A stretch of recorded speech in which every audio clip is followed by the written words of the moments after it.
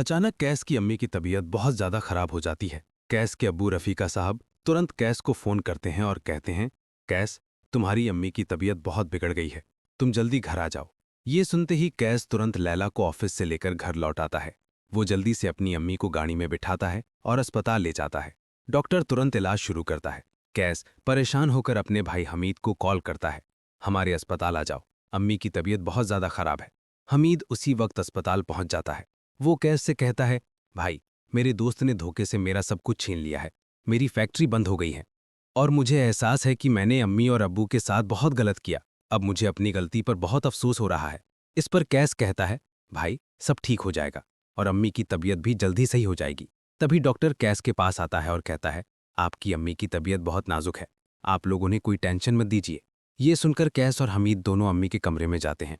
हमीद अपनी अम्मी के पास जाकर रोते हुए कहता है, अम्मी, मैंने जिंदगी की सबसे बड़ी गलती की है, अगर हो सके तो मुझे माफ कर दीजिए।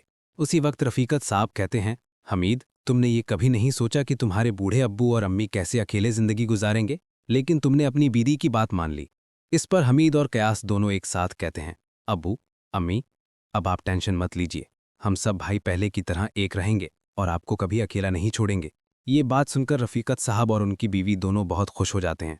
कयास, हमीद, मजीद और नुदरत सब अपने अब्बू अम्मी को गले लगा लेते हैं और कहते हैं, अब्बू, अम्मी, अब हम सब हमेशा एक साथ रहेंगे। रफीकत साहब खुशी से मुस्कुराते हैं। उसी वक्त नुदरत अपने भाई मजीद से कहती है, मैं चाहती हूं कि तुम्हारी बेटी की शादी मेरी बेटी सिद्रा से हो। मजीद और उसकी बीवी राशिदा खुशी से कहते हैं, हमें ये रिश्ता मंजूर है। तभी अचानक लैला कहती है, कैस, मुझे अस्पताल ले चलो, मुझे लगता है मेरा बच्चा पैदा होने वाला है। कैस के अब्बू अम्मी और सारे घर वाले खुशी खुशी लैला को अस्पताल ले जाते हैं। डॉक्टर लैला को अंदर ऑपरेशन थिएटर में ले जाता है। कैस बेचैनी से बाहर इंतजार करता है। थोड़ी देर बाद डॉक्टर बाहर आता है। कैस जल्दी से पूछता है, डॉक्टर, क्या हुआ? डॉक्टर मुस्कुराकर कहता है, कैस, मुबारक हो, तुम्हारा बेटा हुआ है। ये सुनकर कैस खुशी से झूम उठता है। वो अपने अब्बू, अम्मी और भाइयों को बताता है, मेरा बेटा हुआ है।